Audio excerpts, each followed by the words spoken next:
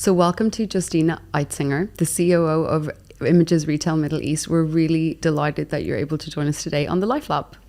Thank you. This is my pleasure, really. And thank you, Emma and Shimon, for having me. We're really happy that you're here. You've had a really long career here in the Middle East, in publishing with a lot of media outlets. So we just want to start off the conversation with you sharing a bit of your background of how you got into the career that you chose and what brought you to the UAE as well. Sure. My career started in 1996 in New Delhi, India, which I call home. I came from New Delhi. I started my career with hospitality. I worked with brands like the Oberoi, the Sheraton, then moved to Dubai to actually work for Jumeirah Group of Hotels.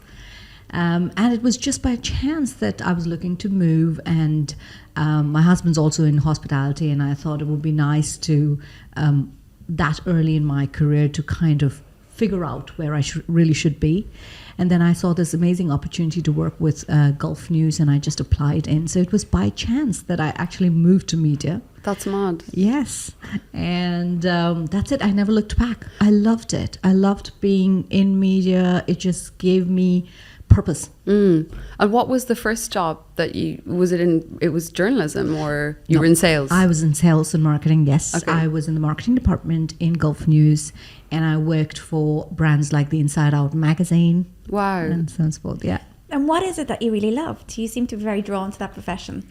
I think I really liked the very fact that we met people, we spoke about their businesses, and we highlighted either a niche or coverage, build awareness, write about them. And that really resonated with me. And finding, so you have, obviously in every media you write about somebody, and then you bring, you create a platform where the network and the ecosystem engages with them. Mm-hmm. So I kind of felt that I fit there very well, and I brought people together, and that really appealed to me. Very nice. And how long did you stay in sales? Because you weren't always your career in publishing kind of took on lots of different roles, right, over the years. Yeah, I started with sales and marketing. I kept developing and going up. It was always business development. And then I did my MBA. Wow. In 2007 to 2009.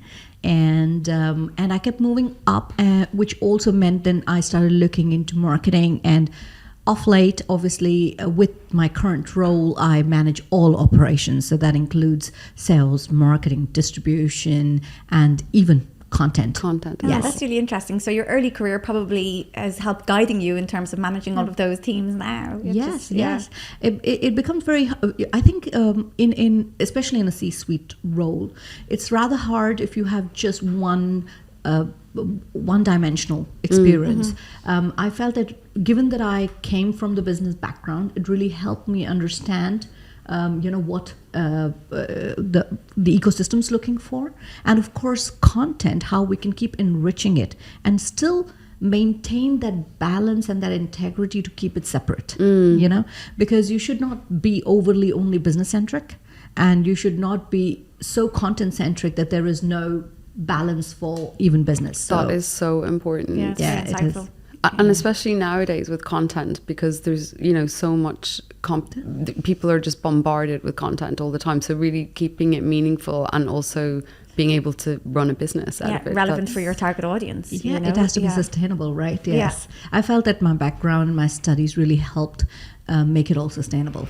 And when you look back, like obviously, and you mentioned C-level, I mean there's even to be a woman in the C-level position at a young age, to get to that point, I mean that's a huge achievement. When you look back at when you first moved here and what brought you to Dubai, did you ever think, was there any sort of idea in your head about where you wanted your career to go, or was it very much serendipitous that you just found it went from one role to another? You will not believe this, Sharon. This was total serendipity. I just went with the flow. I believe in God. I do have faith. I believe in God, and I believe in myself. I've always had the mantra, work very hard and luck follows people who work hard. That is so And it has always been that. And yes, it was by chance I came here. I come from a country of 1.2 billion people. Opportunities are limited there. There is competition there. But it was chance that brought me here. I had some ex-colleagues who were working here. I came to visit them, loved it, left my CV at the hotel where I was staying, and then they hired me a couple of weeks later. So it was chance in many ways. I did not have a roadmap. I did not know that I am going to move from I did not have a strategy in place saying that, okay, I'm going to move to Dubai and in 5 years I must reach here. In 10 years I must become C-suite. No, absolutely not. In fact, I kept it, go with the flow. I even took sabbaticals to take care of my kids. Yeah. So I have always tried to prioritize what I deem rather valuable to myself. But what I know is that I work very hard. I'm honest with my work. And I know that God takes care of me, or the universe, whatever you'd like to call it. So yes, it's serendipity. You just kept taking the next right step, so to speak. Absolutely. And there were bosses who believed in me and who gave me opportunities. I can't say that I take all the credit. There were people who respected me for my work, which gave me chances and opportunities. Because you worked really hard. On that note then, what has been the best piece of advice or career advice you've ever been given?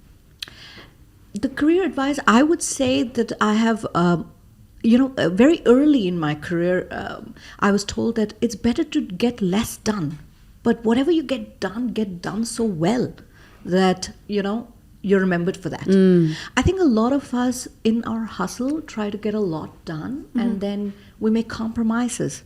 And perfection is not sought. And another thing that always stays in my head, and I keep saying, and I've not really gotten the most love for it, is strive for perfection and settle for excellence. Really.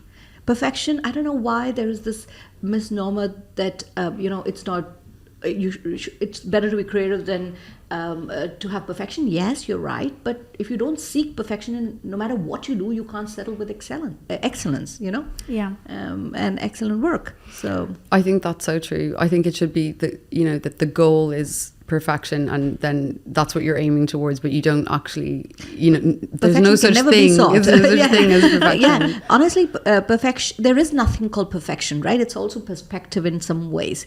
But I just feel that if you don't aspire for it, you're already setting the bar too low. Yes, absolutely. That's my thing. And I think it's really interesting what you said about the, focusing more on producing something quality than lots of different things, because is it called the Pareto rule or something? The 80-20 thing that 20% of the work you do gives you 80% of the result, or whatever absolutely. it is. And I think that's that is really important in work, because that's what people will remember you for. If you produce something really, even if it's only 20% of what you've done, but it's going to give you the most recognition or produce the most results for the company that you work for. I think that's really, really important. Yeah. Yes, indeed. So, and Justina, when you think about, so you've had this journey where you came to Dubai, you were working in hospitality, then you went into the media publishing space, and you've had a bit of an illustrious career here in the region, and now you're the COO of Images Retail Middle East. And Emma asked you about the best advice that some of your bosses gave you. Did you have mentors, or was it did people help? When you think about the journey, what helped you the most along the way? Was it your bosses or your mentors, or did you have mentors, or what do you think? And you mentioned your faith too, which is obviously I'm really intrigued by that, because I think that can be massively influential on people when they have a strong faith. But tell us about what was helping guide you along the way. Mentorship to me is a two-way street. There should be a mentor, and there should be a very willing mentee. And I've had tough bosses. I wouldn't say I did not, but I loved them. They taught me a lot, and I don't know if it was my forever studentship or my desire to learn and learn even today. Like my current boss, I don't think I have learned as much as I've learned from him, from anybody else, honestly speaking, Really? sincerely, Incredible. yes. Yeah. Yes, he's incredible. He teaches me something new somewhere, and I don't think I've given him that recognition, and I wish I would, and I hope he hears this and he knows that he is, I mean, it's not a formal mentor-mentee relationship, but I have learned a lot from him. And I think experience makes people mentor easily. And I try to do that too with the youth, with the young.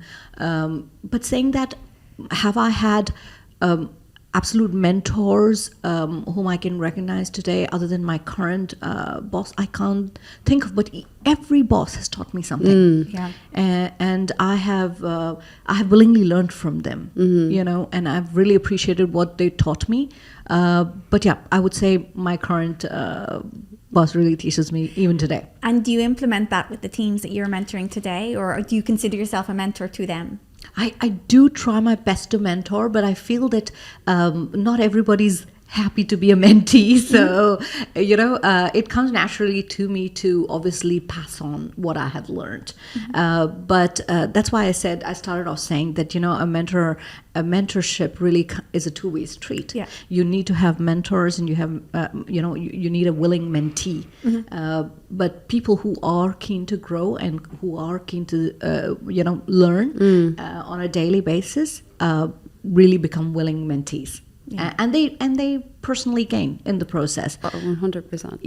Yeah. So if anybody ever asks me for mentorship, I'm more than happy. I take out my time for it, even if it means, I need to sacrifice on personal time. I would. If anybody ever wants to. Really? Yes, I would love to. I would. Be careful. You're gonna get like millions of people asking you to do that now. Oh, that's probably fine. If the 24 hours in my life in a day permit that, I would definitely very happy to mentor anybody who comes willingly. I think that a lot of I remember in my early career, I was probably too nervous to ask somebody to be my mentor. But now I would be much more confident about asking somebody to help or to mentor me a bit. And it's definitely, if you can do it when you're at a young age, the sooner you start getting more experienced people to give you mentorship, for sure, it's the so better valuable. in your career. Yeah, oh my God, absolutely. It's the most valuable thing you can do. Yes. Yeah, because they're going to help you, and I remember loads of times in my career, I'm sure you do too, where if I'd had a mentor, I think I would have navigated it much better if I'd had a bit more guidance, like in my early career, And that's why I feel like, even if you don't have an official categorized mentor, as far as you're learning from, bosses who have meant well, who have tried to teach you, may it be a nice way or a hard way, but in the end of the day, if you're open to learning and if you've learned from them, it's a sort of mentorship, in many ways. Absolutely, even if it's not formally called Categorized that. Yes. Do you think that sometimes, even if you have a terrible boss, I'm sure we've all had terrible bosses, that you can elicit a lot of wisdom out of having even a terrible boss, even though it's awful when you're in that situation? When you've come out of it and you realize you learn a lot from even having a really, terrible boss, whatever. I mean, there's lots of different interpretations. I can think of more than one example where, again, nobody's terrible, I guess, intentionally. Circumstances make them the way they are. I've had bosses who were tough or maybe, not the way I would want them to be, but I've learned from them. Yes, I have. And, again, it's about being honest to yourself, right? Yeah. And of course, if there is nothing to learn and gain from your superior, your direct superior, then you should not be in that team because you're restricting your learning. Absolutely. Yeah. But if there is something to learn, then you have to be there, regardless how it is. It's about, again, you can silence the noise around you. It's how you hold your calm, right, through whatever it is. So even terrible, if that's the word you want to say. Maybe that's not the right word. But yeah, let's say even if there are tough or hard bosses, I don't think, lack of better word, but let's say different kind of bosses, or not the most pleasant, let's say, they can also teach you. And I have learned from them, and not everybody is terrible all the time. No. You know, everybody has a very nice side. So you got to just find that. And I've tried to find that in most of my bosses. And on that vein, what are some of the things that you wish you knew now that if you could have known at the start of your career? Are there any little that snippets? you know now that Sorry, that you know now. Yeah, not that you wish you. Some of the things that you know now that you wish you'd known at the beginning or your early career. I think in the early in my career, obviously opportunities are limited for women, right? At the in the boardroom, at the executive table. And I think there might have been, earlier years of my career where I didn't know I would ever get there. If I could go back and, think I would have just, tried to work harder to kind of understand how I could have accelerated that process, if at all. But otherwise, I think, I would just, I have no regrets. I'm happy the way it went. Again, like I said, I went with the flow. So, I think I would just tell the younger me that it's all going to be great. You should need to look forward to it, Yeah. So you mentioned there that there was, say, a challenge for a female in a C-suite position. Do you notice a difference from your early career to now in terms of how women are seen in your industry particularly or in general? Yes, I think now there are in fact, the balance is, I'm worried that there are going to be more women now and more female C-suite executives. I've been saying this for the last couple of months, unfortunately, to some colleague or partners at some point, that now women have taken over so many leadership roles that I'm worried for the men to, Really? to have the balance. Yeah, especially in media. Okay, I see a lot of women up there. Even hospitality, which always had, it was never 50-50, but, 40-60. And now there are so many women in leadership. I think, if I'm not mistaken, Jumeirah recently announced a female GM. Although, now from all their properties, I still remember even those days when I'm talking about 2001, 2002, there was one German general manager, who was a lady, A female. In comparison to, let's say, 15, 20 GMs. Now, probably they have more, and I'm seeing a lot more women in leadership in several industries. So I think that's a great thing. I think people, corporations have made the effort. I think women have, gotten more education and worked on themselves. So I think it's going in the right direction. But I think, we should all hold the responsibility to keep the balance. It should still be in balance. That's what I would feel. But I think women are getting sorted now. Good. That's good to Thank hear. God. I think it's definitely getting better. I've in this region, of course, at a board. I'm talking UAE. In Yes, UAE, only UAE. In UAE, and I suppose in the region, there's still like most boards are mostly men or C-suite teams or whatever. But it's definitely getting better. And I agree with what you said about at the end of the day, it should be the best person for the job. That's 100%. What I really don't. Absolutely. I don't agree with like hiring women just to have a woman on the board. I think it should be the best person for the job. Yeah. But having a woman on a team, it shows a different perspective, True. right? So if you have a room of 5, 10, whatever, but at least you have a female voice at the table, you to see things in a different way. For sure, especially in a company that that you have like your customers are mostly like a retail group or whatever it is, like and it's all about inclusion, right? Because if you don't have somebody that perspective, then how can you don't see it? Yeah, exactly. That's really important. Yeah, and there's missed opportunity in that. And D&I has become a very important agenda to most corporations. So as I see it, from the media perspective, from media industry, there are several media with female leaders, which is incredible. Of course, this has not gone. I wish all channels, all industries, would incorporate this. But I do know, like most MNCs, multinational companies have this as a priority on their agenda. They do, yeah. You got to have a diverse team. You got to be inclusive, and I mean, I come across more women in my business, honestly speaking, than men. True. For Retail Middle East, for example, I always found Retail Middle East to be extremely, having a lot of diversity and inclusion with your speakers. I know that there was that issue. There was a little bit of a crisis where you had a panel where it was all men, and somebody just went haywire with it and was like, oh, there's no diversity and inclusion, which is really not true, because I mean, I've known you for many years, and you're the complete opposite. You're always promoting women and trying to highlight their leadership and letting them getting their insights.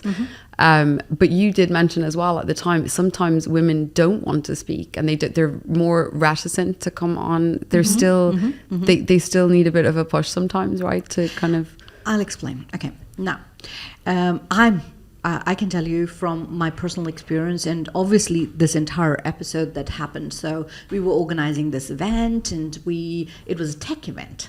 Okay, so this is very important to know. It was the Tech and Marcom Summit, and it was predominantly tech, tech topics. Yeah. So even the Marcom chiefs who were coming were chiefs who handle Martech, to a high degree. Saying that, the entire panel was put together. We sent out our invitations. We had over 35% of our invitees as women. Female CEOs running, tech businesses, running retail companies online, and so on and so forth. And ultimately they all turned up. Most of them turned up, but they were slower to respond. There is gatekeeping when it comes to, obviously, a C-suite executive being invited. There is a team that one coordinates with. But saying that, I think women. Okay, now if there is a boardroom of 10 executives. If one was to take the ratio, you might have, let's say, if we're lucky, 30% as of now, women, 3 executives, 3 women who are being invited by the media, right, left, and center for all PR opportunities to go and speak on behalf of the company. Yeah. And of course, then there are the men too. And quite often there have been more commitments than there is time for.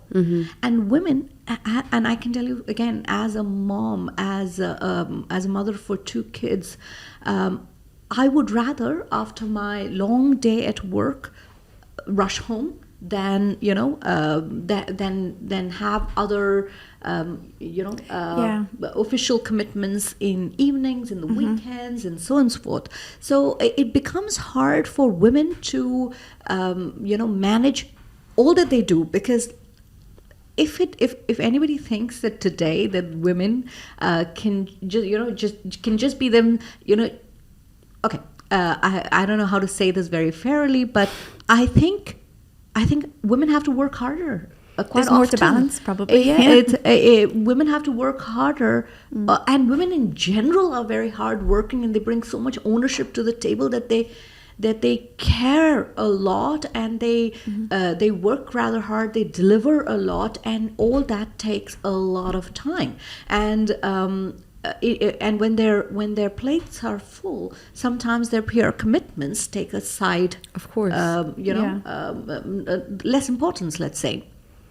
So we've had women who have been slower to confirm for speaking opportunities, for PR opportunities to come. But saying that, like, we've been doing events for 11 years in the group that I'm currently working for, and we've never had less than 40% representation of women, which is already probably more than what the industry represents. For sure. Yeah. So women have always been. It was definitely, I would say, it was a marketing miss that we put out any communication without the women in it, definitely. But saying that, women are very, important in all our conversations. And I, as a female executive, do understand where, how much women have to juggle. And that's why we try to make it as, comfortable also for them.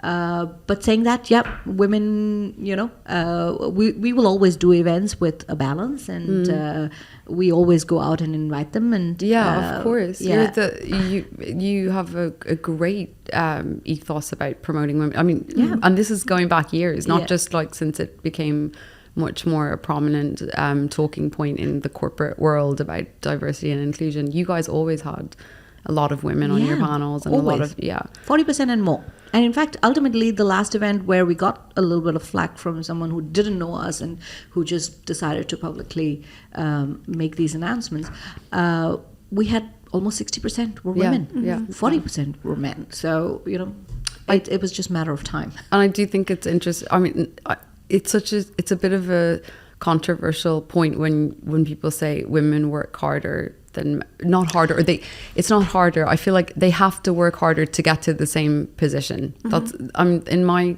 experience, I've felt that too. And I've heard I'm males. sure it's industry dependent as well. It's true, yeah. But I've heard male CEOs say that to me, like, we want to hire women because they do like double the work. Wow. Literally, like they deliver. I think because please, I'm going to take my hat off for this lovely CEO who recognized they do. He was like, hire more women because they work. It's a fact. They do double the work. Just because I think they have. I mean, maybe that will change as time goes on, but I do think still to get to the same place, a lot of women have to work much harder to get to the same place. For senior positions, I believe so. Yeah. Because again, it also depends on the leadership of the organization. But I was lucky. I had bosses who recognized and were happy to be very fair to me per se. But again, if I was equivalent to my peers, in terms of delivery of work, I don't know if I would have held the chance. So I think, again, women just naturally do a lot more and bring a lot more, and comes naturally to them. I don't know, like you said, will it stay? It'll probably change as more women help other women move up behind, and like we all agree, like, it should be the best person for the. It shouldn't just be, correct. But as well, it's important to have representation from every, like, ethnic group or gender or whatever it is. Absolutely. Because even for your own business, right, you want to have those different perspectives to be successful. 100%. Absolutely. Yeah. Do you find that as well, in, like, Emma, in your roles and in your career, like, how important it is to have those different diversity of opinion? Yeah, absolutely. I mean, I come from marketing and communications background, so when you're trying to market different products, you have to understand your target audience, right? And you can't. Everybody looks through things, looks at scenarios through their own lens. And so when you have a diverse set of opinions, people have lived different lives, different experiences, you always get a more creative solution, right? To any problem. So absolutely, whether it be, as you said, different backgrounds, different nationalities, different genders, everything. We all bring something else to the mix, So as I said, I think you come up with more creative, solid solutions when you have a diverse set of opinions at a table. For sure, yeah. Indeed. And Justina, when you, like, so you're at the stage of your career now, you're kind of like at the pinnacle of where, being in the position that you're in, and you've been working a long time in the region, and you've really got a lot of experience, and you've got a family, you're a mom, you've got two kids. One of them's a teenager, right? She's superwoman, I think. You're superwoman. It's very kind of you. Your daughter very is natural. Already a teenager. And she's 16. She's 16. And my son's 8. Oh my God. Yeah. And so with looking at all that, I mean, that's amazing. Like, imagine when you think back of when you first moved here, all the things that have happened in your life.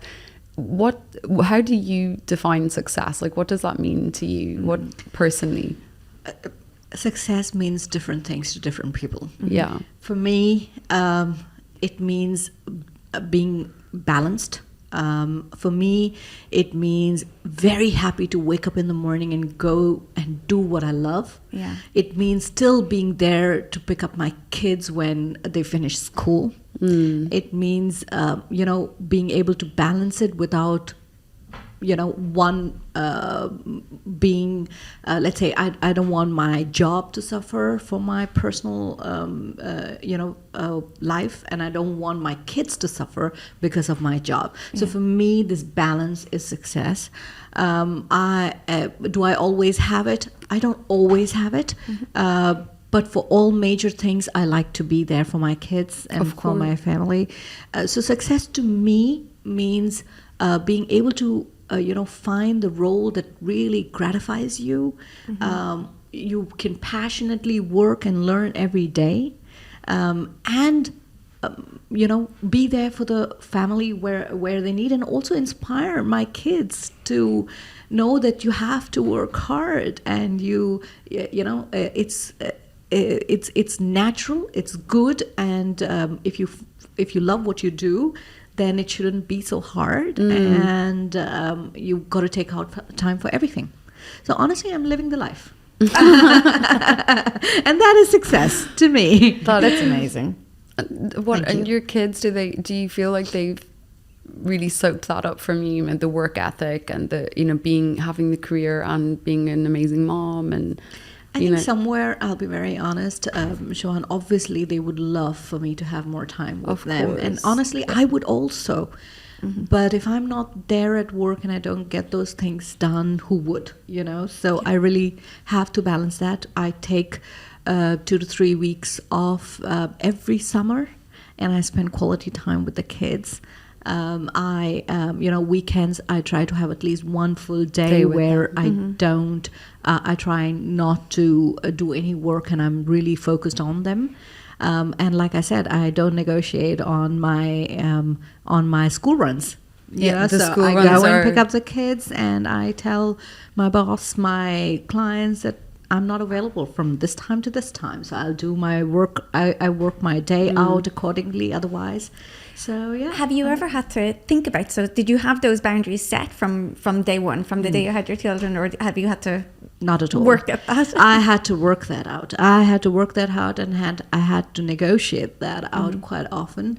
I don't think I had that until literally a couple of years ago, and that's why I call that success, Yeah. So they were quite often, and obviously, I guess the leaders have to be fair to all their teammates, right? So it's not easy to do, take out time from work to do those school runs. But I can tell you, when I had my first child, I had this amazing boss who would literally tell me, listen, come when you need to come. We know that you work very hard and you are honest with your work. So just come when you want to come. You want to go nurse the child in between, do that. And just, I will take care of what is necessary with HR if needed, So I think I had very understanding female bosses. Again, female bosses. I think that is so important with especially with moms, but even just in general, that's how, even in my career, I've had bosses who, like you said, they know that you work really hard, and they know that you're going to deliver. So they were just, even if it meant you needed to go from, 5 to 7 to do something, they know then that you'll work late that night, or you'll make it up. You'll still deliver. And I think that that's so important, even for people to let them be successful, is to just give them a little bit of flexibility, trust. And I know that maybe not everyone deserves that trust. Maybe there are some people who don't take advantage of it. You've got to earn that trust. You've got to earn that trust. If you've built it up and earned it, then you deserve that flexibility, right? Yeah, because you might have to do something for that, leave at 4, but you're going to be working till 10 or 11 or whatever it is, that you'll make it up. So, and we're human, right? And sometimes you just, maybe for me, for example, I feel like I get the best work done late at night when no one's ringing me, no one's interrupting me. I can just sit and, there's no distractions. I get some really great work done. I don't get that done in the morning when you have to do calls and everyone's texting you or want something. So you should have, if you're a good boss or a good leader, understand that there are different times of day that maybe someone else is no, I do that stuff in the morning. You have to be able to kind of let people, like you with your kids, you're go and do your thing then, and they know you're going to work and make it up or whatever. Yeah, exactly. No, so I'm all for flexibility, but again, like I said, it has to be earned. You have to show that you really will get that done, because there are people I do come across sometimes who demand, who seek the flexibility, but quite often their work ethic doesn't really align then, so it's then the advantage is gone, you have to be careful. Yeah, to be careful. Absolutely. If you're not delivering and you're skipping deadlines and things like that, then it's a no-brainer, right? You can't do that. Then one has to put structure for them, Well, absolutely. And guide them, because they haven't learned yet, or they're not mature enough in their career yet, perhaps, or, Exactly. Yeah. And Justine, do you want to? No, go ahead. No, you... I was just going to say, so we spoke a little bit about some of the challenges that you faced in your careers, but can you tell us some of the proudest moments in your career? I feel like I've achieved, obviously, in every role something or the other. But I think the proudest moments of my life has really been,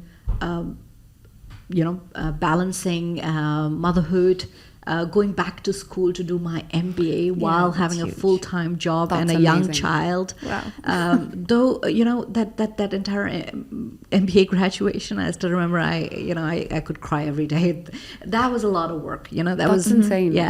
And my daughter was all of, I think, 2.5 then. Oh my God. So I was very young. So you had a full-time job, you were doing an MBA, and you had a 2-year-old. I didn't. The thing is that I started the MBA during my maternity sabbatical, and then I got this full-time job, and it was too good to not work. And it was also important that, because I was doing an executive MBA, so it was meant to be, done whilst working. And then I had this little one, but I was very lucky. I had my mom come and help me throughout my MBA. She stayed with us, and she was meant to help us for 2 years, but we kept my mom and dad with us for 5 years. So I was very lucky. Incredible family support. It was lovely.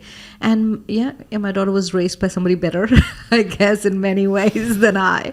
No, but saying that, I think my proudest moment is being able to achieve it all, together. Yeah. Being a mom, having a good job with an international company, being able to finish my MBA in a timely manner, and getting all this done. And it has only helped since. So I would say that was really my proudest moment. Incredible.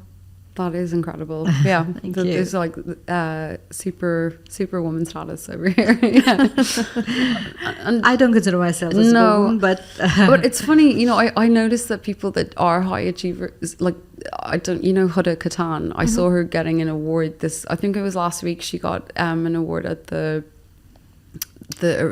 fashion, the Saudi Arabia, or no, just the Vogue Arabia Fashion Awards or something like that. Wow. Okay. And she was so humble. I mean, someone was kind of, after the event, was like, "You're amazing, you did all that." And she's just like, no, I'm not really, she really didn't. Like, and I guess that, I'm sure, most achievers are humble because they don't feel they've accomplished much. Like, like honestly, Beyonce or like Oprah or something, they're just like, oh, it's not that much, it's no big deal. Yeah. Because there's always more to achieve. Yeah. And again, no, Huda has really achieved a lot. She's amazing. So honestly, I don't know why she doesn't take the credit. I think she really has done a fantastic job. I think she was just being humble. Like, she was just really humble. Like, no. Like, she didn't want to make anyone to make a fuss about her. Which is probably partly why her personality is. Most good leaders and people who accomplish are the ones who are actually humble, self-deprecating, modest. I don't think they go out and because they probably play the drums. They want to achieve. They think, I still have so much more to do. Exactly. I'm sure you feel like that. Just, absolutely, I've not achieved anything. I feel in comparison to even how you to reflect on something you've just said earlier on. Like, so the first thing when we were asking about your success was, I've had incredible bosses. I've had you kind of give everyone else the credit for your. It's a fact. It's a fact. I mean, like, honestly, again, I don't think I would be able to accomplish this amazing career if I didn't have a great husband. who understood and who would fill in when I can't be there. Yeah. And bosses who gave me the opportunity. I don't think anybody is absolutely self-made. No way. Yeah. No, everybody had somebody helping them at some point, somebody believing in them for sure. at some point, somebody who was betting on them at some point. Yeah. And who invested in them or gave At them a some chance point, or believed in them. Exactly. Yeah. And just to kind of like bringing it back full circle, I know we asked about if there were, things that you wish you'd known at the start of your career that you know now, and what your influences were and mentors and all of that. But I'd like to also understand if there's any sort of art that you felt influenced your career, like a movie or a book or anything that was that really in some way impacted how you feel your life unfolded. So there was a book that I read, and which I always stand by. It's called The Secret by Rhonda Byrne. Really? Yes. Yeah. I love it. Before that book, I don't think I was appreciating and being grateful for everything. So the attitude of gratitude that really, I think, helped me attract more, achieve more, and appreciate more, and appreciate everything I have. Honestly speaking, I think, we sometimes get so caught up in the rat race, or in some sort of expectations, and you're always like, oh, I need to achieve more, I need this more, I want this more, and you don't stop, pause, and appreciate what you have. So that book really helped me, The Secret. Yeah. I mean, it's all about, and really, and I think everybody should buy a copy, and not that I work for Rhonda Byrne, but I must say that book really preaches one thing, is that you got to be grateful for everything you have. That is the first thing. And then you got to just visualize and, believe that you already have what you want. And that's the only way you attract it, So that book really helped me. From a movie perspective, on that book, I'm fascinated by that book because a lot of people make fun of that book now. As in people are like, oh, it's some sort of wishy-washy, like you sit on your sofa and somehow you'll manifest things. But like there are people like Conor McGregor, for example. I really admire what he's achieved in his athletic career, which is incredible. But because he started off from nothing, right? I'm not talking about like the controversial sides of him, but what he's achieved, and he completely, that I think that whole thing, that book and the manifestation and believing in yourself was literally, he was the embodiment of that. He was the embodiment of that. Like he believed 100% I am going to, even when it was like the odds were completely against him. And I personally really believe in it too. But I know that some people are like, oh, that. I think there has to be action behind the vision, doesn't there? I mean, you have said already, you were an incredibly hard worker. You had the vision, but you also had the work ethic to back that up. That's it. Exactly. So, it's a balance. Like, I mean, you can give a person a treasure full of gold coins and diamonds, but in the end of the day, they will have to do something to make something out of it, So that hard work needs to go in, that it is a two-way street, you know? And I wouldn't comment on who, what, how they talk about the book's representation. I know some people are like, have, the way they present it, because I loved it. Yeah. I mean, my takeaway from it was simple. Be grateful. Say, I mean, have gratitude for what you have. Because if you, I think not being grateful for what you have has been one of the biggest obstacles for people to attract or get more. Because if you're not happy where you are, if you're not grateful for what you already have, how would you? Exactly, attract more.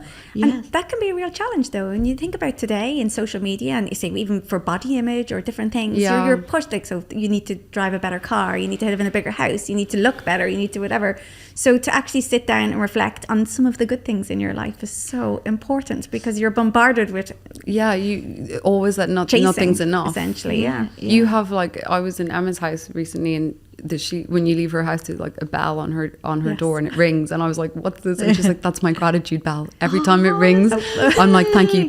I walk out my front door and say thank you. Yeah. And something else I've started doing recently as well, I have a gratitude diary every day or every night, 5 things I'm grateful for, and it could be just something really simple, but it makes you go through the next day looking for things to write on your list. So you're automatically in a better frame of mind, if that makes sense. Yeah. I think that's a great thing that you do. I must practice this. I'm grateful. Now, I think so I used to write it down, and I stopped along the way, I have to be honest. But I mean, I'm really grateful for literally everything from health to children to, the job that I have, my boss, my friends. And I really am. But I think that writing down makes a big difference. So I'm going to go back to doing that now. I think writing down, even when you have a like a challenge, and like writing it physically, putting pen to paper and writing it out about, it helps you process. It really does. Yeah, it really helps you so much. It's completely different. It's almost like your brain processes it in a different way, and you're able to handle things better. Like writing is so powerful for me. Yeah. And you're a beautiful writer as well, actually. Thank you. Don't know about she that. writes actually this most amazing poetry. Oh my God, so Emma. beautiful. It is.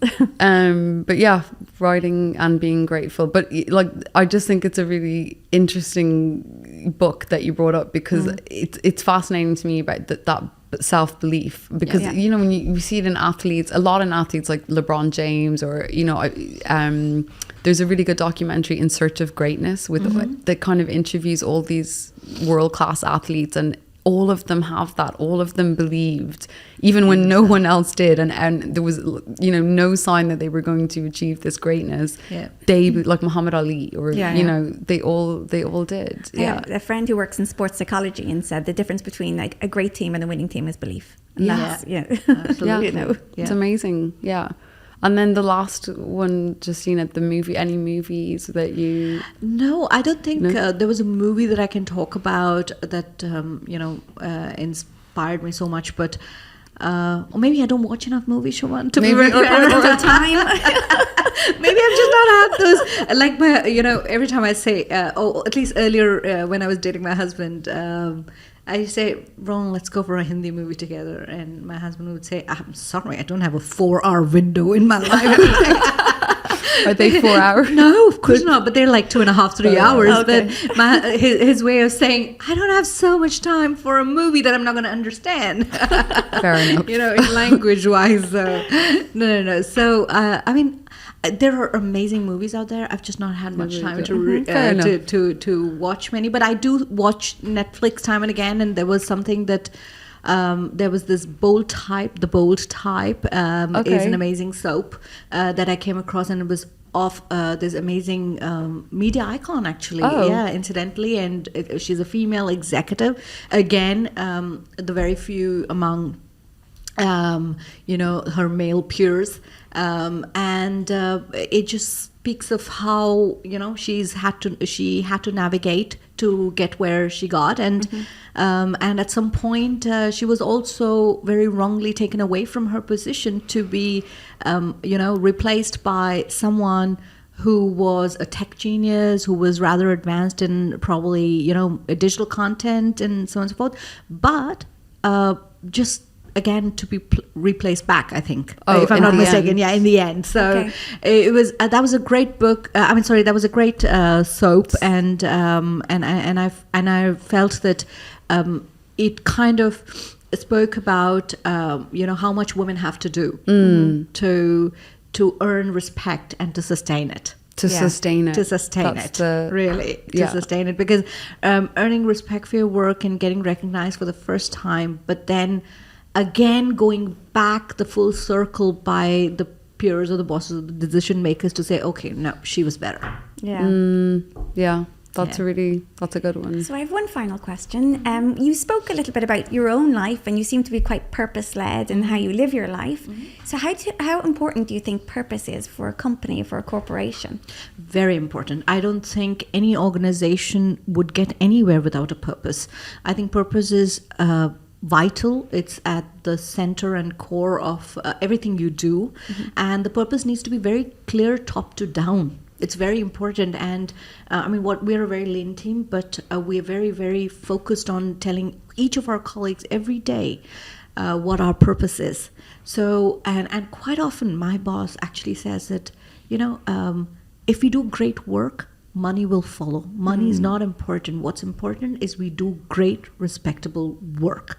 We create an amazing asset or assets which adds value to our stakeholders, which actually helps make the industry better. Which creates its own niche, and then business will follow. And honestly, that mantra, and again, like I said, that's why I call him my mentor now, because I have learned so much for him. Chasing money is not gonna, I mean, that could also be a purpose, I guess, but the purpose was simply to do great work and create our niche, deep dive, so we're retail media, so we're all about retail, how to make it better, share knowledge, bring the people who can, share their experiences, which can be a, guidance for others, so that's what we do. That's what we do day in and out. And you do amazing events. You provide platforms for people to come together. Yeah. You can really feel that as well. I mean, I go to a lot of events. I'm not just saying that, but you can really feel the difference when you go to an event where the purpose behind it is trying to be meaningful and actually add value, not just chase. I don't think it ever works out if you're just doing it for the money. It doesn't. Again, might be a purpose, but, no, definitely I feel that is not the right way which will be sustainable. I think that the sustainability is the key word, because if you hit a financial crisis or something happens and you need to pivot or change, you don't know what direction to go, right? Whereas if you have a strong purpose, it guides you, it really does. It's for the long term, it's for the long haul, it's forever. I mean, of course you might need to pivot when times happen. And this is exactly what, media suffered a lot when the last pandemic, still reeling from COVID, but when the pandemic hit, everything was on, shut down and business. I mean, the first things that get cut are marketing budgets, right? People don't want to invest in advertising when they don't know where the industry is going to go. Exactly, and marketing is all that actually funds media business, literally, most of it. And when that is not there, it's only your purpose that actually sees you through these situations. And, I think that, again, we navigated that. We were very clear what we want to do, what we stand for, and the long term. And that's what kept us going. That's incredible. Yeah, thank you. Justina, thank you so much for your time today. It's been an absolute pleasure. Really insightful. Yeah, really insightful. Really insightful. You're an inspiration, I think. Thank you, I think you're a really good role model as well. And you're so kind. No, ladies, like I said, I think I am a result of a lot of people's a lot of hard work and love and respect, and I just want to keep doing what I do and try to add value and help other, like you said, if anyone wants to get a good mentor, an amazing mentor, that you're very happy to, and would be very keen to give back as much as I can. Well, even coming on today is giving back. We really appreciate your time. Absolutely. You're an amazing interviewee, and we'll maybe have you on again in a year or two if we're still hopefully up and running here. You will be only better off, and it's such an honor to be here. Honestly, thank you, ladies. You guys are doing such great work, and I really look forward to following you. Thank you so much, Justina. Thank you, Emma. Thank you, Siobhan.